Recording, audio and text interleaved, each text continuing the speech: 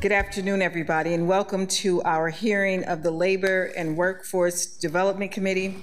I am your chair, Councilor Loretta Smith, joined by our vice chair, Councilor Mitch Green. To my left, Councilors Jamie Dunphy, Steve Novick, and Samir Kanal are seated up here with us as well.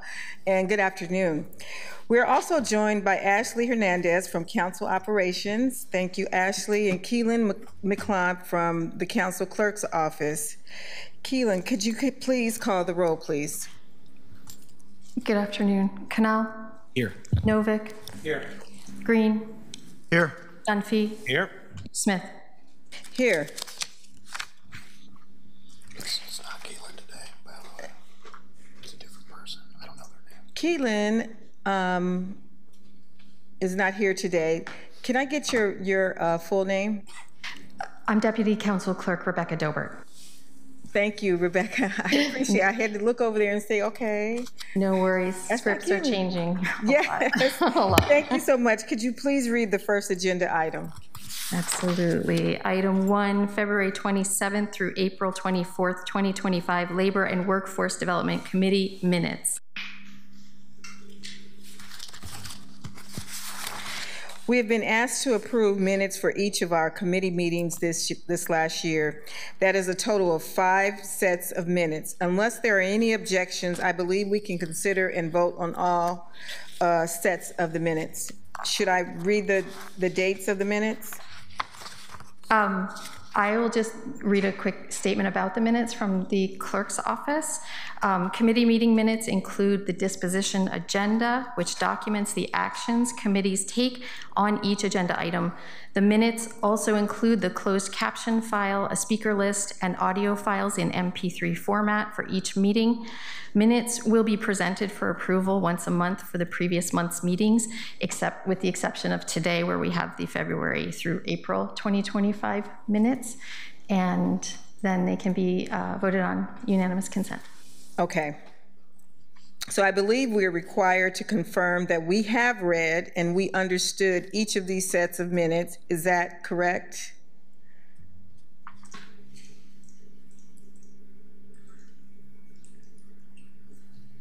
Could I please have a motion to adopt all 5 sets of minutes for our committee meetings held since February? So moved.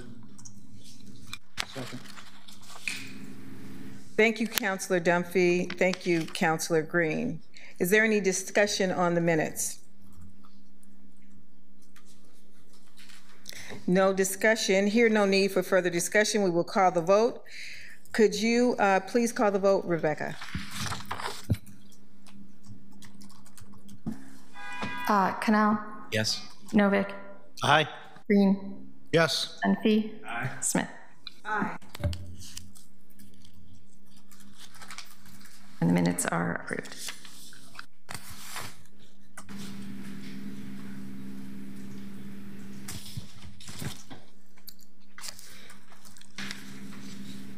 The vote carried.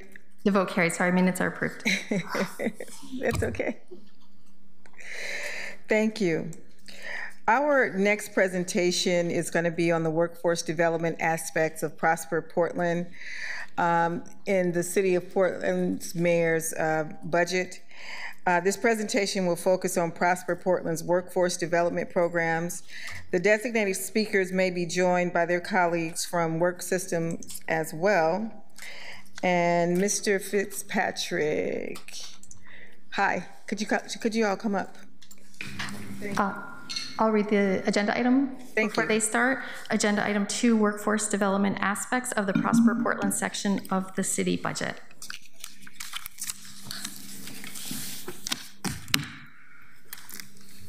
While we are setting in, I have some information to share with my colleagues. Yesterday, it came to our attention that there are multiple versions of the mayor's proposed budget in circulation. We may have been relying on different versions of the budget when discussing budget details. When the mayor released his budget on May 5th, me and my staff immediately began downloading electronic copies. A few days later, a spiral-bound hard copy of the budget was disseminated by the mayor's office to members of the council. And sometime in the past week, a new version of the electronic document that was uploaded to the city's website. Yesterday, some staff found some discrepancies between the initial release document and the now updated document. And among those issues were formatting errors that make certain line items illegible, and the versions differ in length by at least 12 pages. So this situation presents significant questions and concerns. So I felt it necessary to raise these concerns in our committee meeting today for the sake of transparency if there's some issues around different numbers, and because we're all looking in different reference books. We don't know what caused this to happen, but we should still recognize the impacts, and we should remember that counselors will be held accountable for the budget that we vote on, and we need to make sure which version is the correct version. So I urge my colleagues to join me in requesting clarity from the mayor's office, including publication of a final revised budget document that resolves any clerical or formatting inconsistencies among the previous versions. So I would suggest that Prosper go and look at the two versions to make sure that your particular budget items have not been changed in any kind of way, to make sure that those jive with your spreadsheets.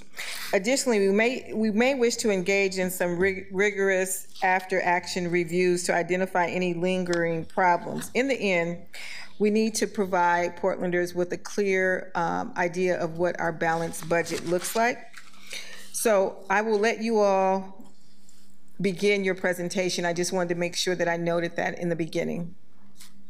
Thank you, Chair Smith. And I guess what I'm saying, I do understand if the numbers are not what I think it is, because there's some issues with the numbers.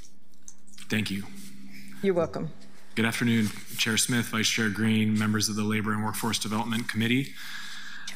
Really appreciate the invitation and the opportunity to appear before you today and testify before this committee. My name is Andrew Fitzpatrick, and I'm the Interim Economic Development Director at Prosper Portland. Our Interim Executive Director, Shea Flaherty-Bettine, who you saw last night, would like to be here but sends his regrets as he is currently participating in final interviews for the hiring of our new permanent Executive Director at Prosper Portland. I'm joined here on the dais by Robert Smith, Prosper Portland's Entrepreneurship and Community Economic Development Manager, Amy Fleck-Rossetti, a Project Manager 2 at Prosper Portland, who is responsible for managing some of our key workforce development contracts. And we are waiting for Patrick Gearing, who we expect to appear as well. He's the Chief Program Officer at our partner Work Systems, Inc. I know that we may also have DCA Morrissey from the city, John Jordan from Prosper, and several other city and Work Systems team members here in the gallery who are really here to represent a lot of the work and answer technical questions as needed in the second hour of our time here. Can we go to the next slide, please?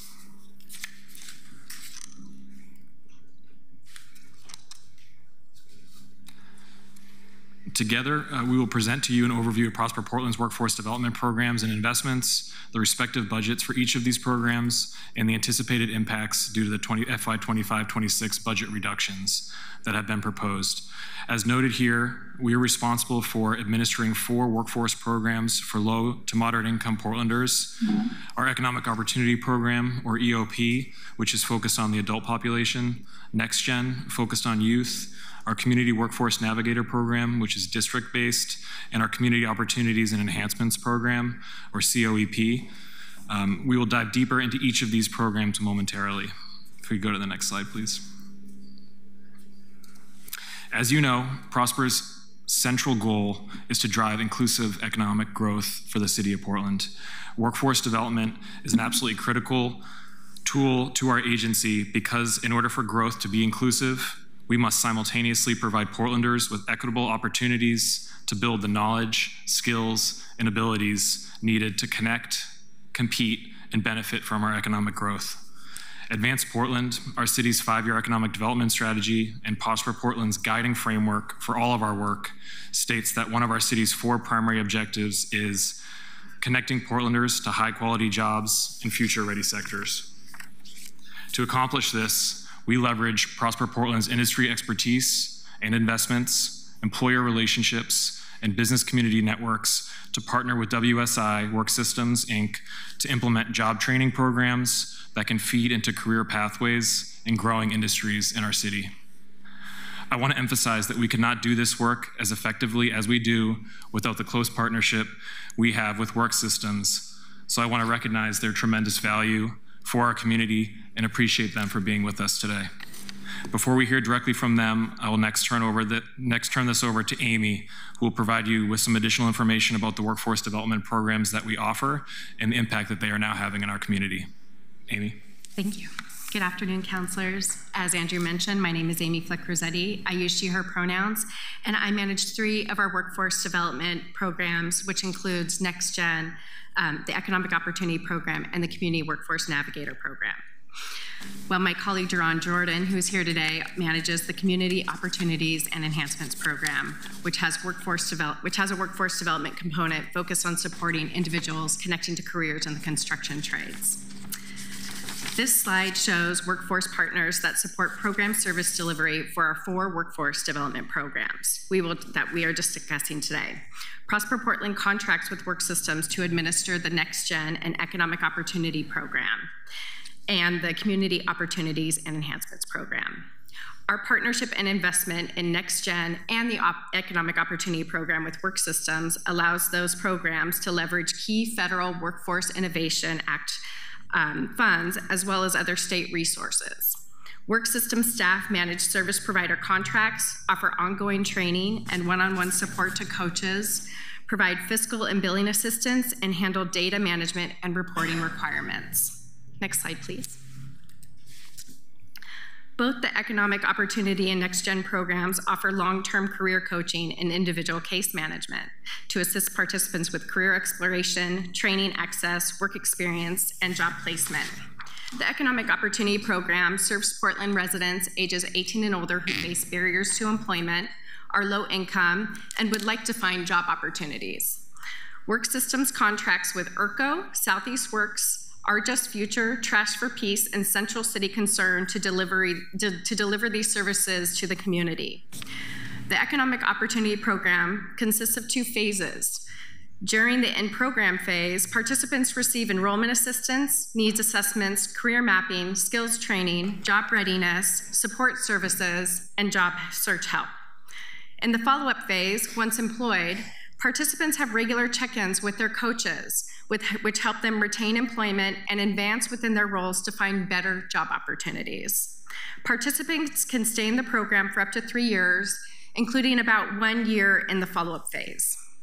For the NextGen program, which targets youth aged 16 to 24 who are low income, out of school, or at risk of dropping out, Work Systems contracts with ERCO, Portland Youth Builders, New Avenues for Youth, Portland Community College, and POIC to deliver these services.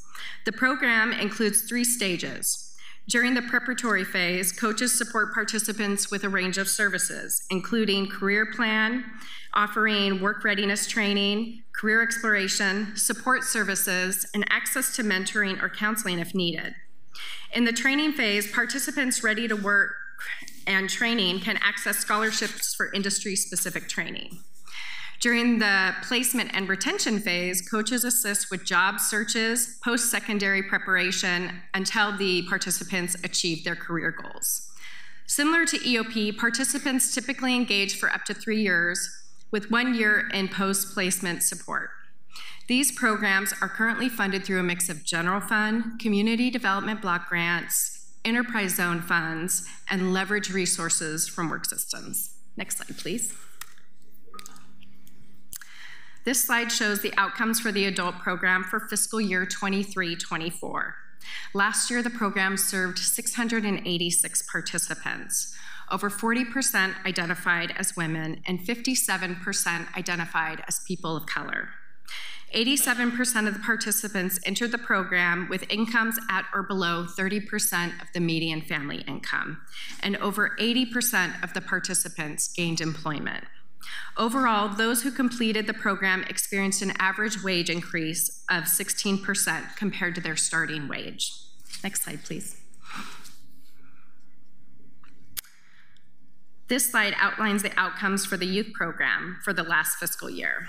The Next Gen program assisted 491 participants, with 72% identifying as people of color and 49% identifying as women. 78% of the participants entered the program with incomes at or below 30% of the median family income. And out of those who participated, 90 completed the program and 78 secured employment or continued their education at post-secondary institutions. Next slide, please. Our next program is the Community Workforce Navigator Program, which is managed by Prosper Portland and closely coordinated with Portland's neighborhood prosperity districts. Launched in 2015, this program aims to connect job seekers with low barrier services available in their community. Funding for the program comes from a combination of general fund, community development block grants, enterprise zone funds. Prosper Portland currently partners with Rosewood Initiative, Division Midway Alliance, Portland Community College, and Urban League. Unlike the youth and adult career coaching programs, the Navigator program offers a lighter touch support. Their services include conducting individual needs assessments to identify suitable job opportunities based on experience and training. They provide assistance with resume writing, interview practice, and connecting to job openings, as well as referrals to other programs or providers for those who need help accessing services such as rent assistance, training, or other resources. Next slide, please. And our outcomes for the Community Navigator program for fiscal year 23-24, 78% identified as people of color, 82% entered the program at incomes at 30% of the median family income, and 77 participants secured employment. And I'm pleased to report that the program has surpassed last year's goal with outcomes this fiscal year to date. Over 500 individuals have been served and 147 have successfully secured employment. Next up, I'll pass it over to Robert to provide an overview of the Community Opportunities and Enhancements Program. Thank you, Amy. Good afternoon, counselors. My name is Robert Smith. I use he, him pronouns, and I manage the Entrepreneurship and Community Economic Development team at Prosper.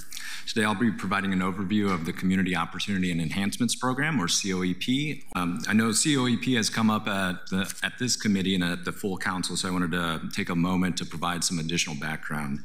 A majority of the program is funded through 1% set aside of hard construction costs of capital improvement projects. The goal of COEP is to increase equity in public contracting, broadening opportunities when it comes to the workforce delivering on city infrastructure projects and those who bid on and are awarded city construction contracts. The timeline that you see here provides a little bit of history on the program. In 2020, Prosper Portland and the city entered into an IGA for program development and service delivery. Council adopted COEP into code and administrative rules were established. Around the same time, a petition was filed requesting the validation of contributions by the Water Bureau and BES and to ensure that they were being used for the provision of delivery of those services. Because of the pending legal process, COEP was only able to utilize contributions from 2 of 3 pilot projects initially. That would be the Portland Building, the 10th and Yamhill Smart Park, and then the third was the Washington Park Reservoir, which was on hold because of legal proceedings. After moving through the legal process, there was a formal ratepayer decision that resulted in the release of those additional dollars, and it was linked to a list of commonly used trades, specifically those trades that were associated with both water and sewer projects. The IGA was amended to reflect that updated eligibility requirements, and then the corresponding service delivery contracts that we had with partners reflected this as well. And where we stand today, we are currently in the first year of a 2-year extension that was provided by a 5th amendment to the original IGA, which provides funding through 2026, and this period is referenced in the IGA as kind of phase 1 or the pilot period. Mr. Smith, yes. I have a question. I think COEP is good and great at what they do, but I'm concerned because I've gotten so many phone calls about the $8.5 million that Prosper received and that it's not going back into the subcontractors to help them with technical assistance. And so I'm trying to figure out, one, did we get the $8.5 million? Did Prosper put the $8.5 million back into the system?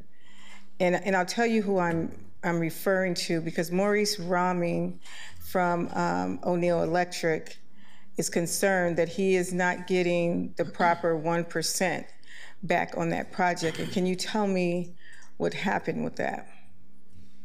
Yeah, I think this particular concept is something that's come out throughout the history of the program, and that is the difference between the intent in building pipeline for delivering on future projects versus project-specific supports. It's a conversation that we have had over the years, and I think there's been some confusion, honestly, around it and what the intent is. Looking back at code, it talks about business technical assistance in kind of that pipeline development approach, and I think that's the distinction with the service delivery that we do via work systems and other community partners is around building that pipeline, preparing the pipeline for the future, and the forward-looking capital improvement project schedule. I know that was the concern, because there was a deal before this. I think the issue is many of these small subs and contractors, they want the money for the project that's happening right now, not the future projects. And so I'm trying to figure out, there was like $225,000 that was allotted for this next fiscal year. And I want to know how we can work out, because there is a misunderstanding somewhere. Yeah. And we need to figure that out before we vote on this budget. And I need to figure out how we can make them whole, because they're disagreeing with what you are saying. I know Prosper right now wants to move forward, and then going forward, they want to spend the 1%, but you got to go back and spend the 1% on what happened in 24-25. And I think that is where the discrepancy is. Thanks, Chair. If I may add, our feeling is that we're operating in compliance and in alignment with the ordinance that was in that timeline just shown, and then the subsequent IGA, and then the amendments between the City of Portland and Prosper Portland in those IGA documents as well. And that's split really between the technical assistance that's going into building the capacity of firms, of businesses in the industry, and then the workforce development investments that are implemented with a number of different partners that Amy mentioned. So that's what we believe is the status quo in terms of delivering that money into the community to build the pipeline that Robert mentioned. If you're trying to build pipeline, wouldn't you, I don't even understand how it got this far, that this was not settled in our community partners who are general contractors and subcontractors, that they're not feeling that we're we're operating at a level playing field right now. And that level playing field, they see the money, they know where the money was allocated, but no one on their team. So can you tell me, why is it that O'Neill Electric is not being made whole? Because you feel like there's an IGA that is pending that says something different? Because I don't understand the discrepancy right now. I'm only saying that we've been operating the program in what we believe is in accordance with the IGA that we have with the city. I'm not sure of the specific details of that one company, but we're delivering technical assistance to a number of different firms and then to workforce participants in the training programs in the construction industry. So can we offline, because I know a couple of our counselors here, they've been contacted as well. And we're all very confused about what's going on and what's not going on. Because if there's money that's left over in this particular pot of money that can help with that technical assistance, that they felt that they're deserving of, we need to figure out how to make them whole. Absolutely. We want to do everything we can to help in alignment with the law, so we'd be happy to work with you on that. Okay, perfect. Thank you. Go ahead. Do you want to finish? Dr. Green. Thank you, Madam Chair. Just to follow up, and I'll be brief because I think the chair raised most of the concerns that I had, but I had received a letter from the executive director of the Professional Business Development Group that echoed a lot of what I just heard, and said, this is sort of resulted in some of these firms no longer staying in business. Some of these firms are under the Regional Workforce Equity Agreement. And so I guess my ask to Prosper Portland would be, could you provide this committee a sort of a written analysis on your interpretation of compliance with the code? So that way I think we can operate on a clear basis of what we feel like the boundaries are there, and figure out how to move forward. That'd be my request. Absolutely. We prepared a memo to try to answer some of those questions for the DCA's office, and we'll be happy to share that with you as well. I'd be grateful for that. Thank you. Thank you. Send that to both me and Councilor Green. Absolutely. And we'll Happy get it to. out to the committee. Thank you. Thank you. Okay, Mr. Smith, go ahead and go forward. Thank you, Chair Smith. On this slide, it highlights the two methods by which the program is funded. The activity rate applies 1% to hard costs of water and sewer and what was known as OMS, Facility Capital Improvement Projects, over $500,000. Other Bureau projects like those by Portland Parks and PBOT use a fixed rate methodology, and that was a backward look on historical contract values. On the workforce side, funding is then used to administer the program as part of Work Systems Community Construction Training Program.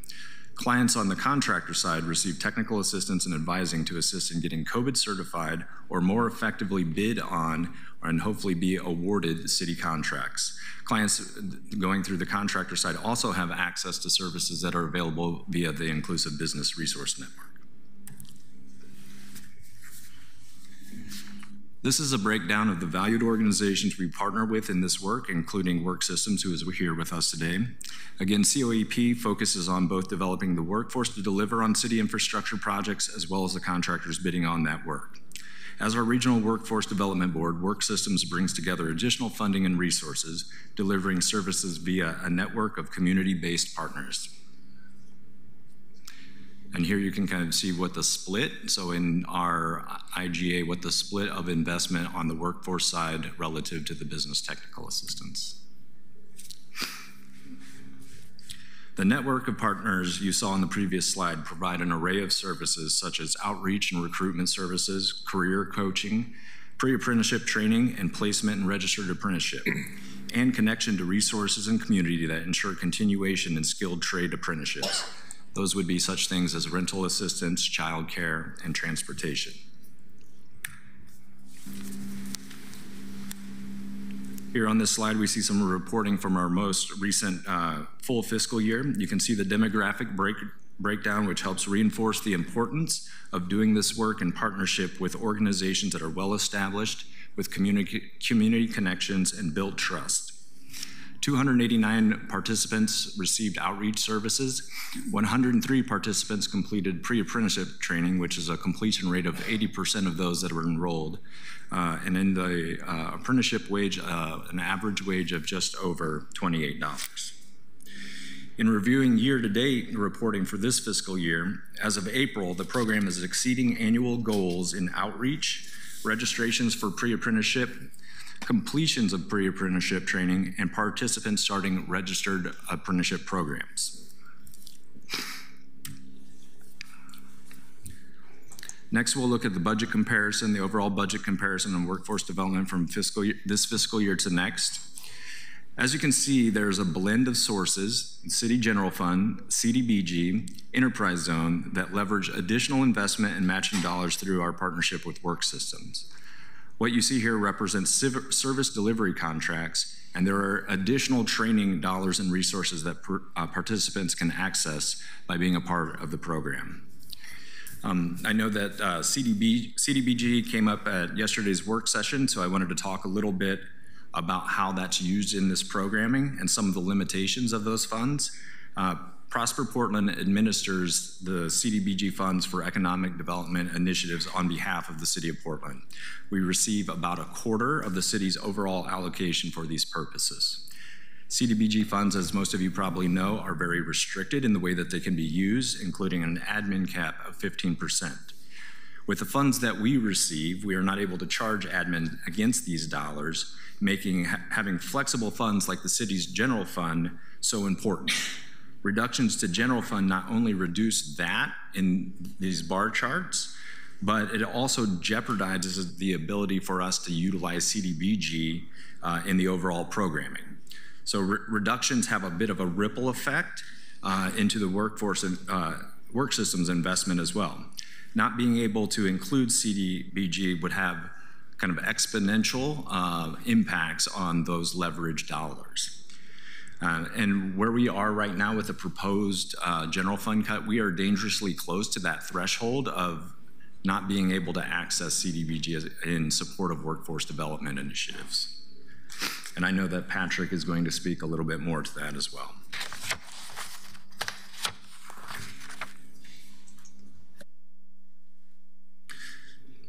Next slide here is the total proposed workforce development budget for 25-26. It's kind of in aggregate across funding sources from the previous slide. We are currently looking at a proposed reduction of $200,000 in general fund, and we are estimating that that will have an impact of about a 6% decrease in the leverage matching funds from work systems. So that accounts for that difference that you saw on the previous slide between 7.7 million and 7.4 million. We also just received an update on our CDBG allocation and are looking at, thankfully, a very minimal reduction of less than 1%. And yet this is still federal funding, which continues to come with a level of uncertainty in this climate. And then with the COEP funding, we have an additional year of funding authorized through the most recent amendment, which will carry us through the 25-26 year. However, we are anticipating a significant drop in funding availability moving forward beyond the next fiscal year. I think even with the challenges that we face budgetarily, we're grateful that we're still able to deliver services to our most vulnerable populations, including those that are justice involved, immigrants, refugees, and low-income individuals, and that we're able to do this work through strong partnerships. And with that, I'll pass it off to Patrick.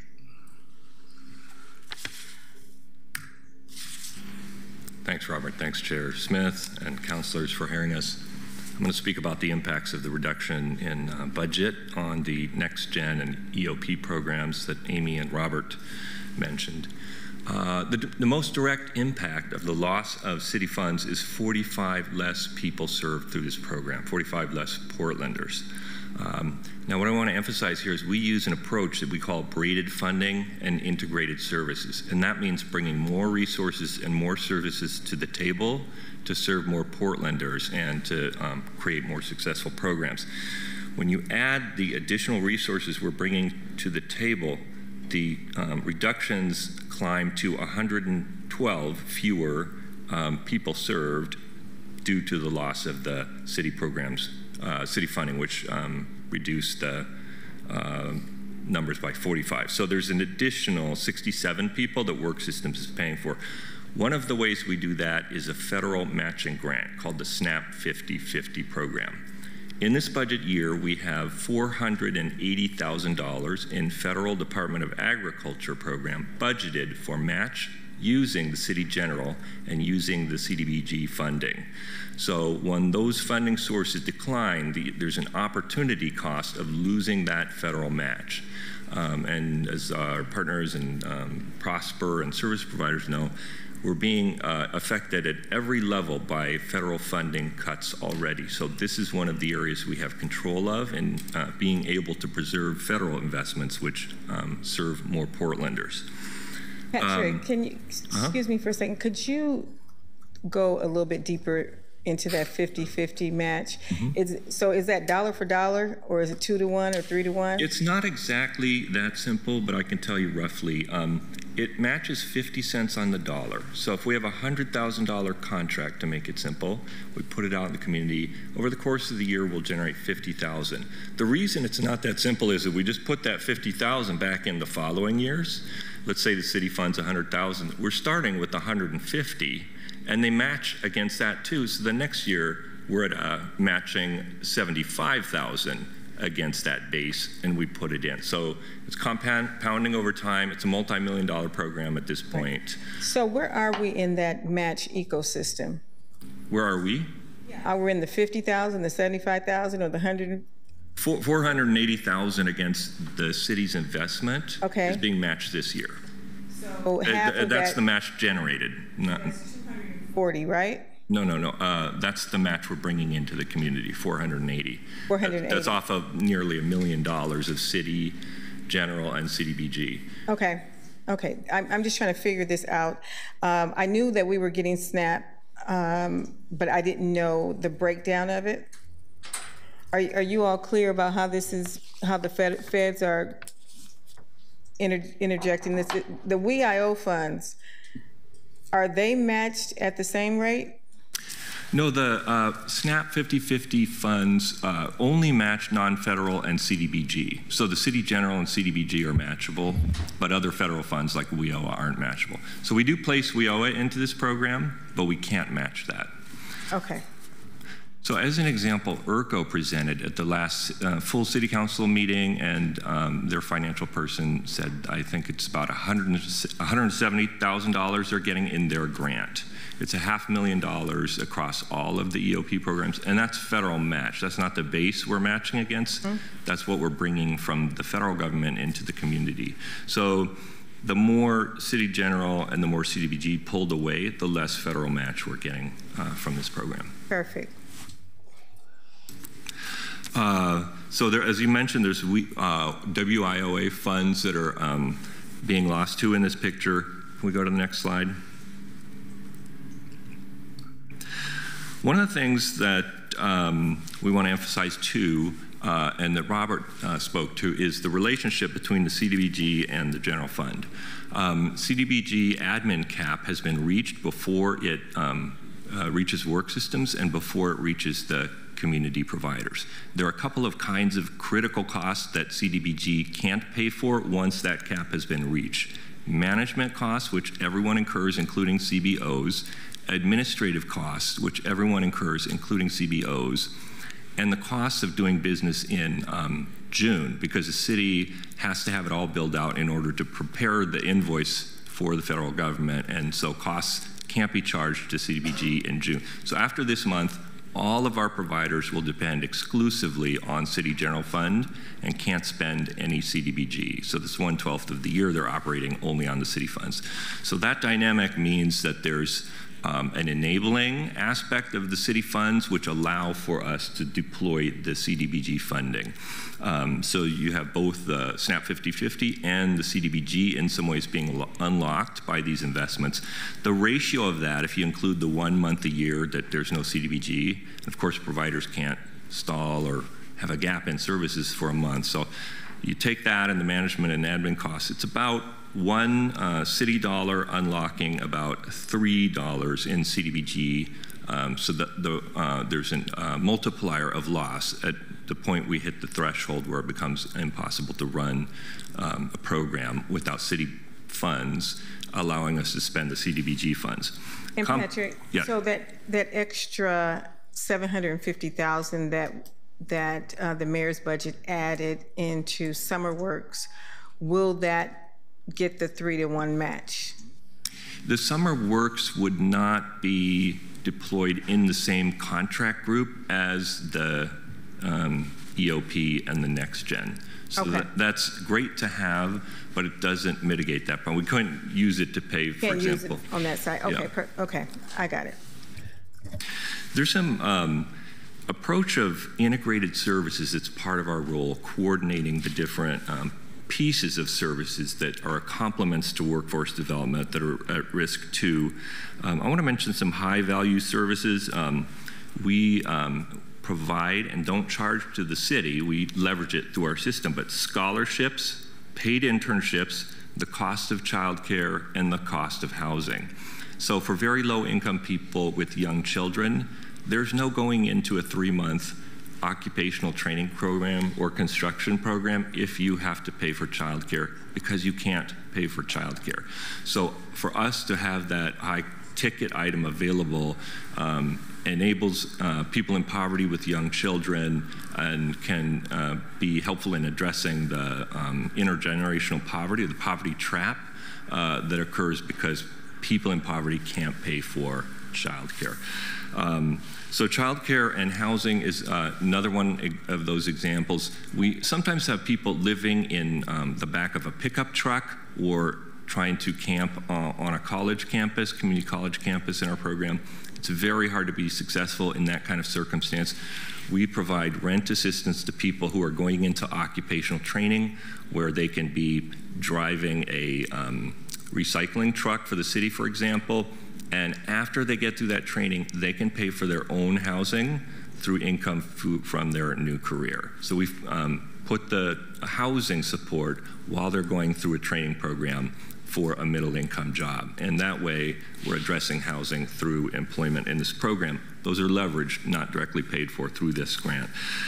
One more thing I want to mention is the industry connections that Work Systems brings. Those benefit the participants in this program, the Portlanders being served, but also some of the goals of the city. One of the ways that, one of the new areas we're standing up is a behavioral health training program.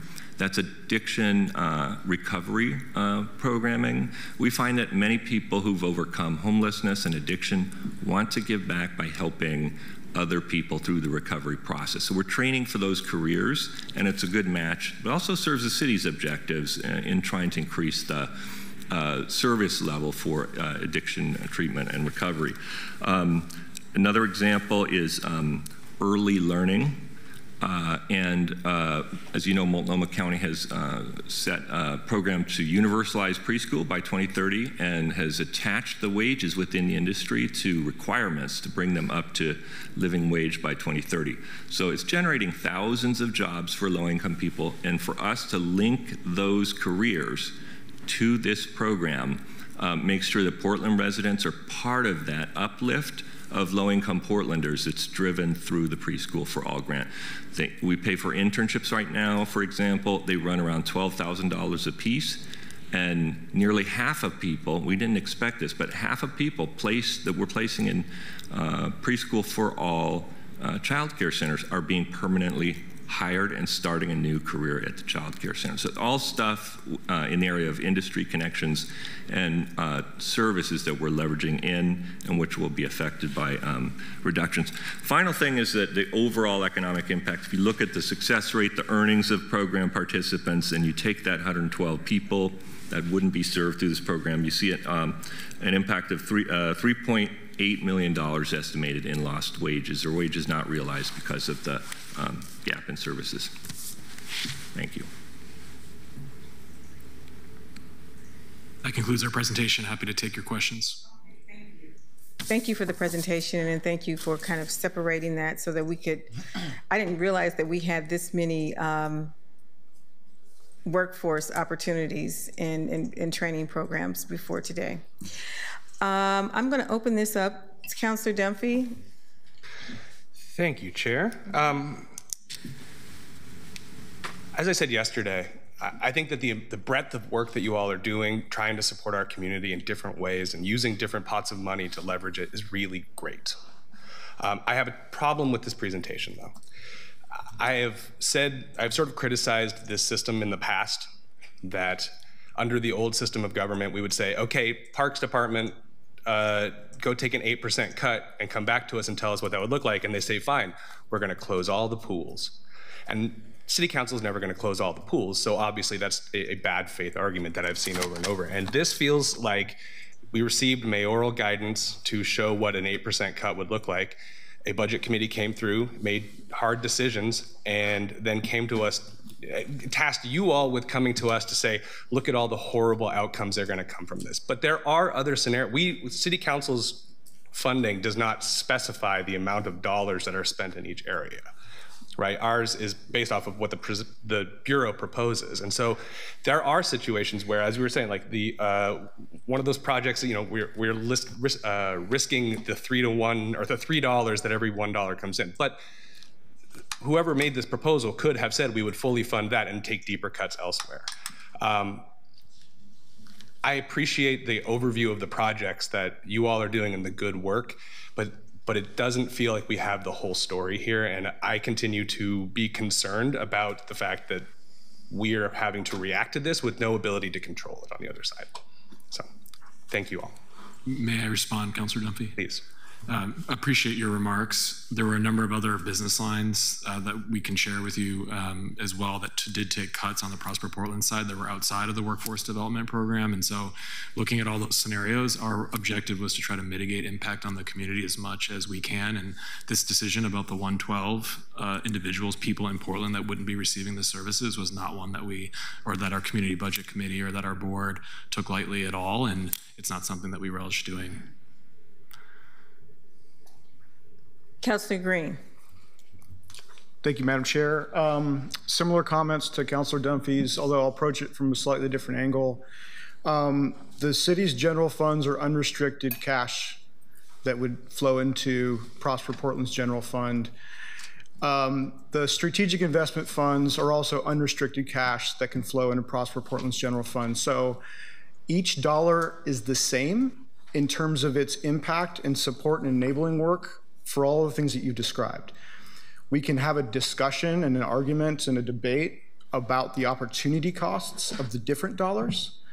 But the point is, if you're gonna present, say this cut is gonna result in disabling or reducing capacity, that's disingenuous, because the choice that Prosper Portland is making is to say, we're gonna use the strategic investment fund for different types of things that may or may not be,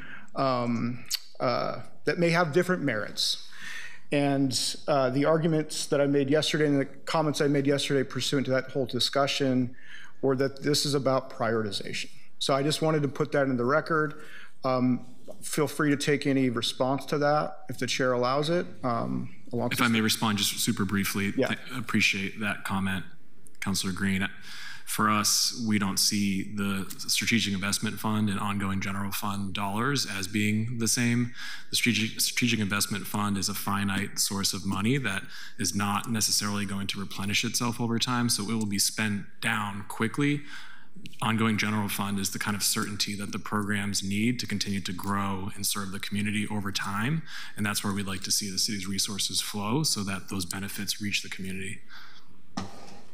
Oh, and I understand that, but it's also true that when we cut deeply into the city's budget and lay off a number of staff and cut programs, that also undermines our capability to serve this broader community. And so, yes, there is a finite fund there, but the fund came originally from city dollars, it came originally from municipal dollars, okay? Every dollar that Prosper Portland has today originated with public money. And so we are ramping up some new districts. They don't have the resources right now. We understand that. But we have to make choices in a condition of scarcity. So this is just the spirit of my comments. I heard you guys loud and clear yesterday, so I just wanted to lay that out there. Thank you. Councilor Green, I wanted to do a finer point of that.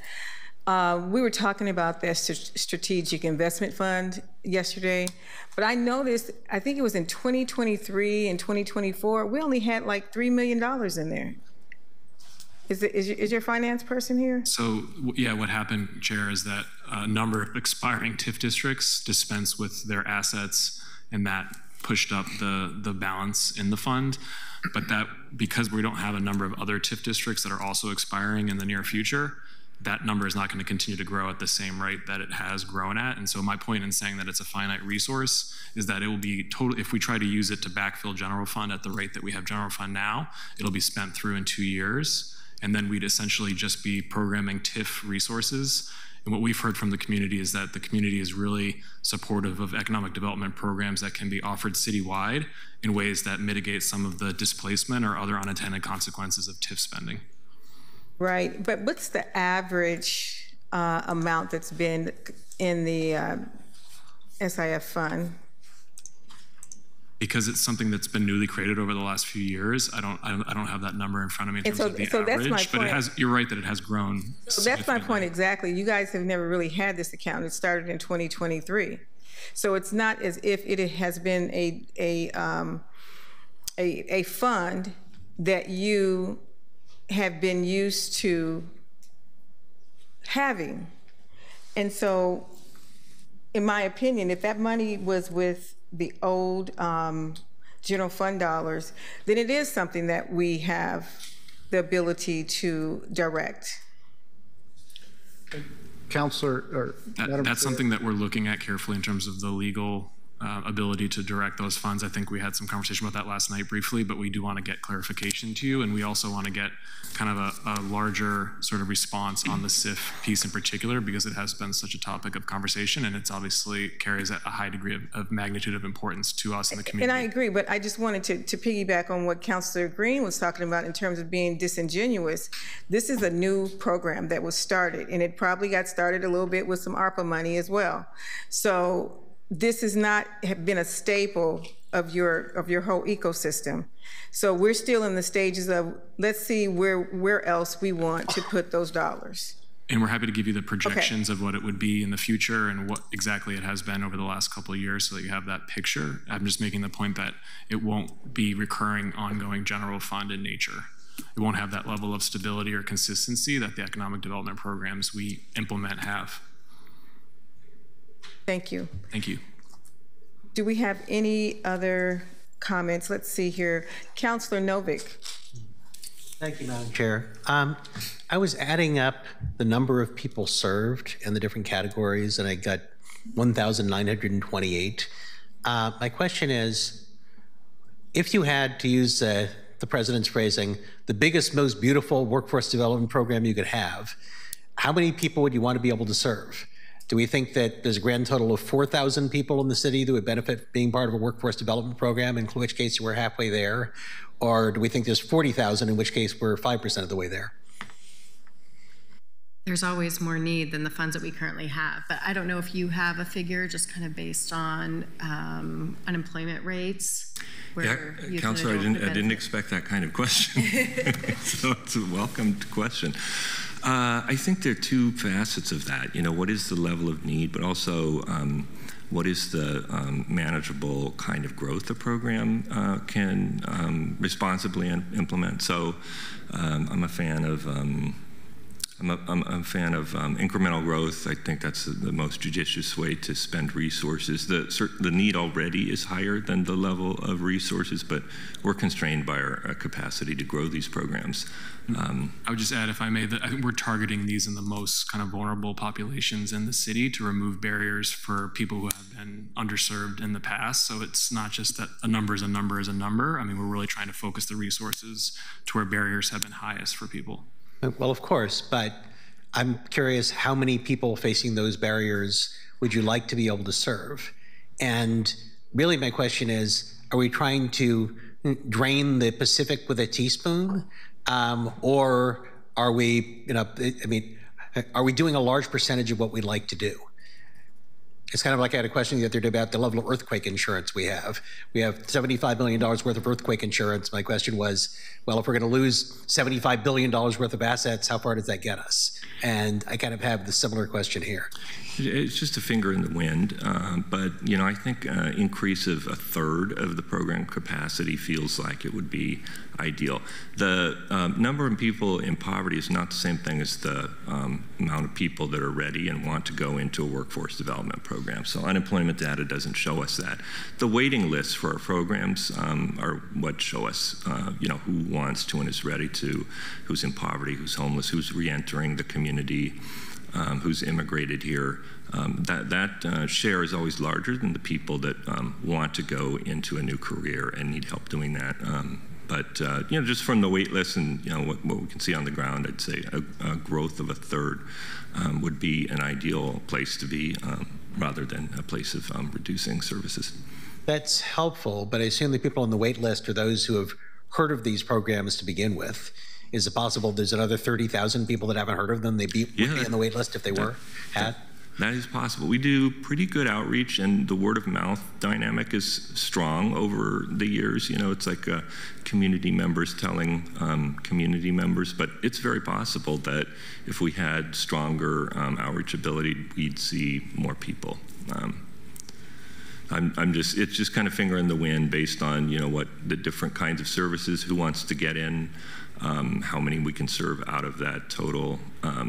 We could do more. Thank you. Councilor Novick, just as a point of reference, I was on the workforce board, on Work Systems Workforce Board, but I do know this, and I'm going to go back, from ages of 16 to 24, there are about 24,000 kids, and Patrick, you correct me if I'm wrong, there are about 24 to 28,000 kids who, from the ages of 16 to 24, they're not working and who don't have a job. And we don't know what they're doing or how to connect with them. They have dropped off, and we know they've dropped off from where they were, and we have to figure out a way to connect with them. So I think that we can do more. I think that, with more, we can do more if given that mandate. We do have a lot of folks that we need to figure out what they're going to be our next generation of homeless folks. Absolutely, Councilor. And I was speaking only about the EOP and the Next Gen programs and not about Summer Works. Yep. And Councilor Canal. Thank you, Madam Chair. Returning to the Strategic Investment Fund conversation, I agree with Councilor Chair Smith that there's a interesting, it's hard to say that this is required for long-term stability for something that's only been around a couple years. That doesn't sit well.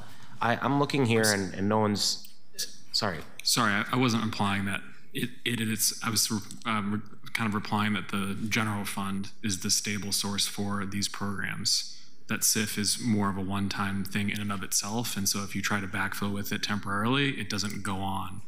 Thank you. It doesn't have any ongoing relevance. Yeah, and I'm seeing here that back in 22-23, it brought in about $800,000. That went up to about $2.3 million in 23-24. This is non-transfer revenue, just to clarify. About 3.6 million, and proposed would bring in about 3.3 million. Nobody is suggesting draining this whole thing in a year or anything like that. I think the maximum we're talking about is 1/3 of it, if I understand correctly, in that ballpark. So it seems to me that the opportunity cost here is about $1.1 million in foregone revenue between the fees, charges, and all the different things that are listed out here. I need to enumerate them for doing that, as well as sort of draining the principal to some degree. And that's a fair thing to assess and look at in contrast to what we're talking about potentially gaining here. And it's not about potentially gaining by use of this money in Prosper only, but it's partially what we would spend in the rest of the city budget with the dollars that would otherwise be spent, general fund dollars going to Prosper. And that's a fair thing for us to weigh. I recognize that because of this sort of separation of the Prosper budget, and the fact that we have to discuss them separately, that's going to make it a little more complicated. And I recognize that each agency, each part of the city is going to defend their own work, and that's good. I think it's really important that we have leadership here who believes in the work they do, and we clearly do at Prosper, and I really appreciate that. But I just think a thing that's worth looking into here is this sort of non-numerical drainage of a portion of the principal, a numerical roughly $1.1 million in foregone investment revenue from the fund itself at the maximum level, and certainly it may not end up being as much as is proposed in this amendment, but that to me is a cost worth considering. I'm not committing to anything specific at this moment in terms of a dollar amount, but I am really fascinated by, fascinated is the wrong word, I'm interested in pursuing this sort of from a conceptual perspective to understand it better. And I'm grateful that a couple of my colleagues have brought this forward because it is hard to say that we should lean into something that is, I mean, if it's not something that's been around forever, is the intention that it is around forever? Actually, that's a question I want to make sure that we get on the right. Is your intention that this fund remain an ongoing long-term portion of the mix of funding? It is a part of our agency's financial sustainability plan. So it is meant to be a resource that would have more sustainability for us so that we're less reliant on general fund resources over time, and then also deal with the fact that there's a TIF sort of valley that a lot of the resources that we might otherwise have with more districts that are matured aren't there right now. I would just note, there's multiple different areas of opportunity costs by not having the SIF. Like we talked about some of the business loans to Javelina and some of the affordable housing loans or that have been invested in Mississippi Short Stack project for mass timber. Those wouldn't be possible without SIF. And then I would just offer the zero, the compromise of the general fund would eventually make the Office of Small Business, the Inclusive Business Resource Network, our traded sector work, all not possible. So it would be defunding our citywide economic development programs. I'm gonna let my colleagues speak to that part, but thank you. Thank you. Councilor Dunphy. Thank you, Madam Chair. There's a couple things I heard in there I just want to respond to, and then I want to move on from the SIF conversation completely. But just for clarity, just folks on the record, the SIF dollars, the Strategic Investment Fund at Prosper, is based off of the Financial Stability Plan, and it's based off of expiring TIF districts and the sale of public properties. For example, the sale of heavy industry or industrial land in the Central East Side. Income from former TIF districts. Yeah.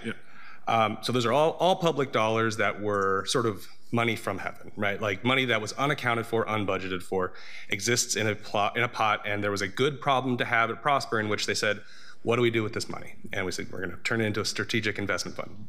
This is my second tour of City Hall.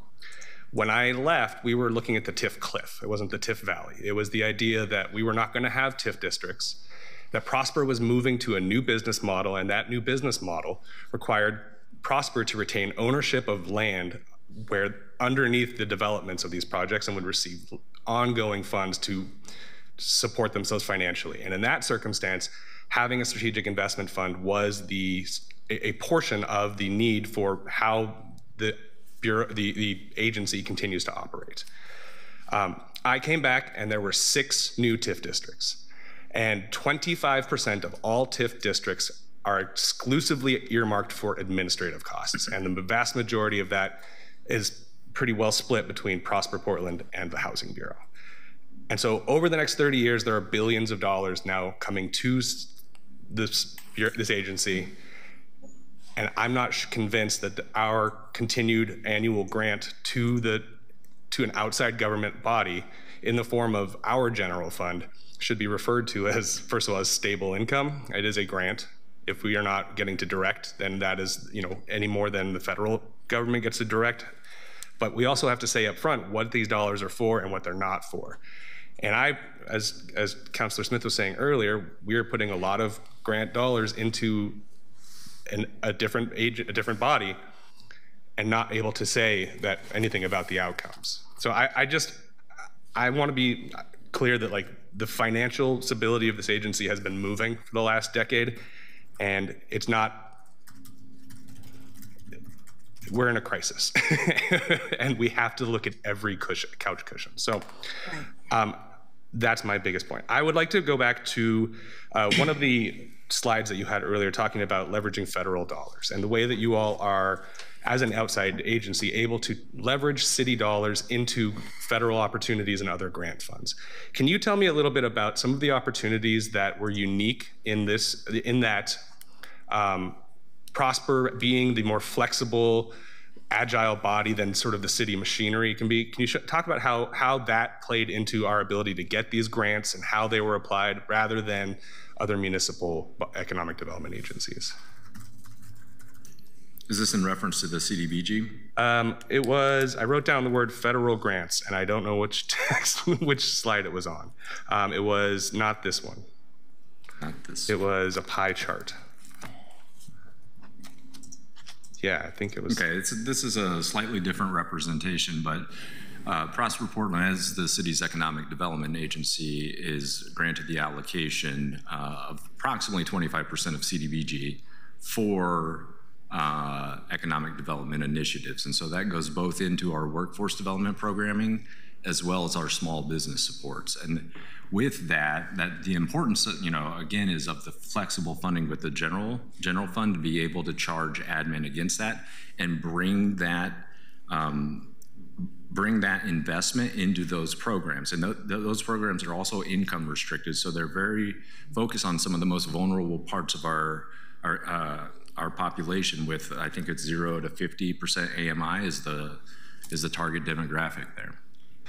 Just so I understand that, what that would look like is that the City of Portland's general fund is technically paying for a disproportionate amount of staff time at Prosper, but the benefit is that you get to leverage these CDBG grants and get more out of those, and you don't have to spend as much of that pot as admin. Is that what you're saying? Well, I think it's an investment into the system and the capacity that we've built over the years in partnership with Work Systems with the City of Portland to build capacity in community and subject matter expertise.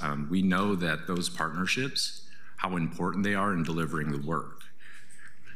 And I think, for us, when it comes to the CDBG piece of it, it's not just Prosper staffing, it's investment in service delivery across the system. And so that is inclusive of Work Systems, that's inclusive of our community partners. And it takes people to deliver on this, and these are high intense kind of touches with community with vulnerable populations that can be multi-year in nature. And so it's not just the Prosper piece of it, it's the investment in the system and the community. Thank you.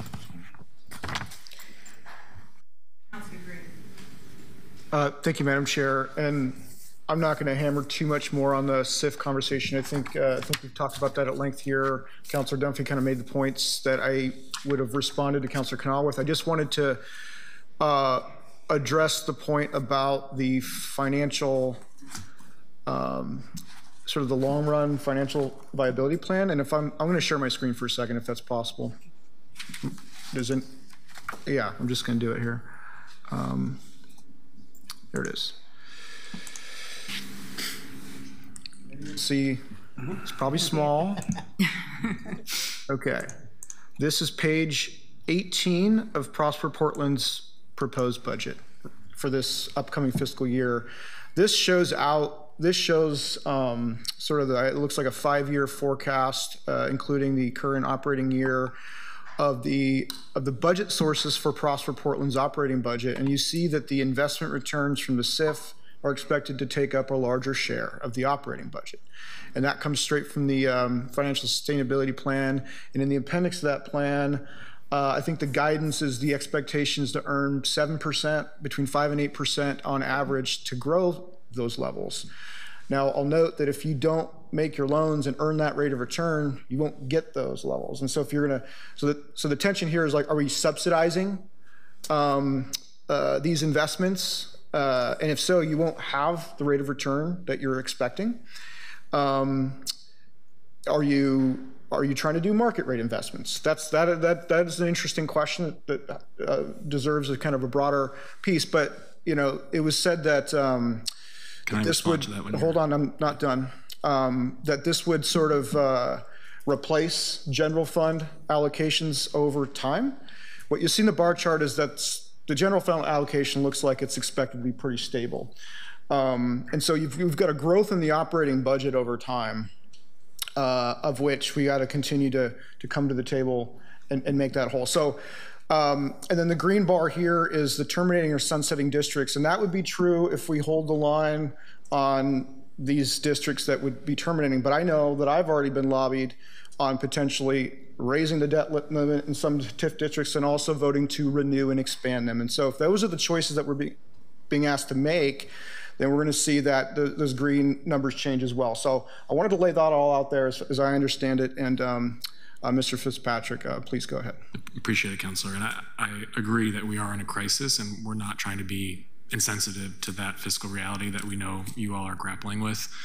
I would just respond in part that the 5 to 8% is a fairly low sought-after rate of return. It is low because of the nature of the loans that we're underwriting for the community. A lot of the small businesses and the affordable housing projects, this is gap financing for them. These are risks that traditional commercial lenders, banks would not be taking. So that's the point of the very low rate of return, to sustain the fund so that it can then be a revolving resource in nature for small businesses and housing, affordable housing, and low-income housing that we want to invest in. And I hear you on that. I'm actually on the record of thinking revolving loan funds are a good model. I just testified for a State Bill 684 in the House that tries to create that for housing production. I think it's going to pass. I hope it's going to pass. So that then becomes a source to do the very thing that Prosper Portland's trying to do right now with this fund. I don't think it's a SIF expenditure, and this is the last point I'll make before I yield the floor, is that the Maiden Old Town loan was 3% at 15 years to a entity with no financial history, unsecured collateral, at I think 182%, maybe 187% loan to value ratio. So just laying that out there, and I'll yield the floor. Councilor Green, so what were you saying? Because I think I know what you're saying, but could you explain that further in terms of who gets the money? Because for me, will everyone get that same kind of sweet deal, basically? Based upon the reporting that I've read on this issue, the decision was made based upon a recommendation by the Old Town Community Association board, of which multiple members of that board are principals to this project. And I'll just leave it at that. Okay. I just wanted to be a little clearer. So question, Mr. Fitzpatrick, does Prosper Portland align its workforce development programs or any other business efforts with the TIF districts? And we were told that TIF couldn't pay for certain business development or workforce opportunities because they have already identified what the funding is for. And what I'm trying to find out is, and I asked the question of Donnie, why don't we use some of those TIF resources to pay for the business capital and technical assistance in the TIF areas that it serves? And so I guess that's what my question was. Do you all take out money for, or do you use the general fund for that and the other CDBG monies to actually pay for business development and business workforce? Thanks for the question, Chair. We largely think about TIF resources as being so-called sticks and bricks, so they tend to be harder construction infrastructure costs, so they can't always be eligible uses for things like service delivery. So our workforce development programs are generally all citywide programs, with some exceptions that are a little bit more district-based, like some of the Workforce Navigator community program investments that Amy described. Those are delivered by specific neighborhood prosperity network districts. But in general, all of our workforce development programs are available citywide, and they're not tied to TIF districts. But you've just decided this scope of work is how you're going to use TIF. Could we pay for them with TIF? Yes. in those districts. Yes. I don't believe so, but I'd have to confirm for you that we cannot. Can you check into that for me, please? I can. Thank you. Councilor Canal. Just checking, clarifying on a previous comment that I got a little confused by. You mentioned that there were fewer, or not expecting there to be as many resources available in future years due to sunsetting TIF districts. What are the expectations around the sunsetting of Central East Side, Lentz Town Center, Interstate Corridor, and Willamette Industrial? Is there something I'm missing here that, yeah, why would that not be an increase to the fund over time? I think I don't have the answer. Thank you for the question. I don't have the specific answer for you, but I think if we provided some kind of a forecast that has estimates for returning resources over the out years, we'd be happy to get that to you either today or tomorrow. Sure. So would I be accurate in saying that the sort of qualitative summary of that is there would be resources, just not as many as not as much as expected? I don't know what the growth rate would be relative to what it has been over the last couple of years. Okay. But that's a fair question, and we're happy to get that back to you. Thanks. And I want to kind of wrap this up as well too, because I learned yesterday that there was about $30 million that was given back to the general fund in unused TIF resources to Mayor Wilson in his current 25-26 budget. Is that what your sense is too? The vast majority of expired TIF district, the new property tax revenue goes back to the city, the county, and the schools. Okay. Yes. Well, I was told that we got back in the neighborhood of $30 million. I don't know if you knew. I'm sorry, I don't have that figure off the top of my head, but I'm happy to get back to you to confirm. Perfect. And so for fiscal year 24-25, how much went into the SIF?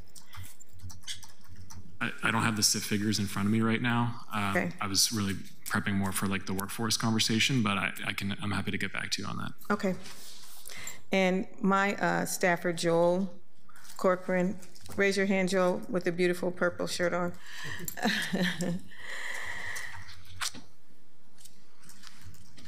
Thank you. Thank you all for coming today, and thank you for expressing how important and critical these workforce dollars are. And just as a note, you all did see the additional workforce dollars that I was going to increase back for Next Generation. I put an amendment in to bring back 600 so we can get those 112 workforce experiences back. And I also added another $1 million to support the Summer Works program. And so we would be up to approximately $2 million in summer experiences. The struggle is real for underserved kids who need opportunities to have an opportunity. And I think local government is a place that they can get that opportunity. We, 2 months ago, we had 852 vacant FTEs. And many of those were for FTEs that were considered hard to fill spots, from police to PBOT to engineers to water, BES. And the goal that I see in my vision as the chair of the Labor and Workforce Development is to be able to match up young people and have a pipeline of folks who are coming through the city of Portland, who are getting the experience and getting the opportunity to see what a career would look like. We're gonna have a silver tsunami of baby boomers retiring in the next 5 to 10 years.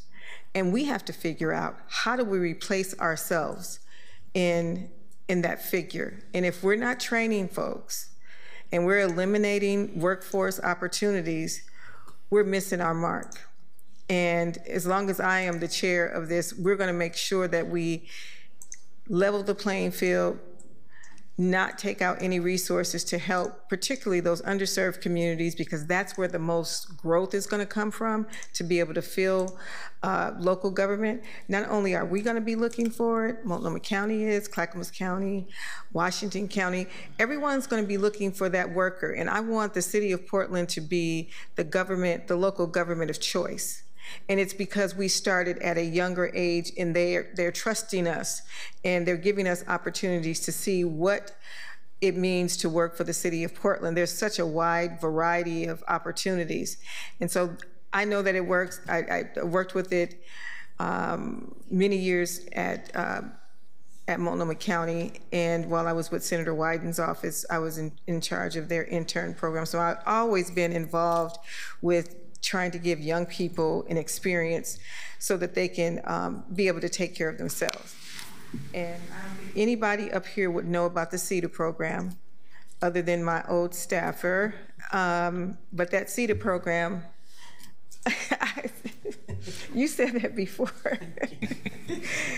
Steve, Councilor Novick had a CETA summer employment opportunity like I did. And so we are people of a certain age. And so we understand what it means to get a good paying job over the summer. Because more affluent, the studies show that more affluent kids and young people, their parents afford them an opportunity to get those experiences early, and they have relationships with people who could actually give them opportunities. So this is our opportunity to have an open door to making sure that all of our young people who want to work in city government, that they get a chance to have those opportunities. And that is my word on this. And if you all have any other ideas on ways in which we can do that better, I'm open to that as well. Does anyone have any closing remarks? Councilor Dunphy, Councilor Canal, Councilor Green? Well, it looks like I am going to gavel out. Thank you all for coming. Thank you. Councilor, what was your...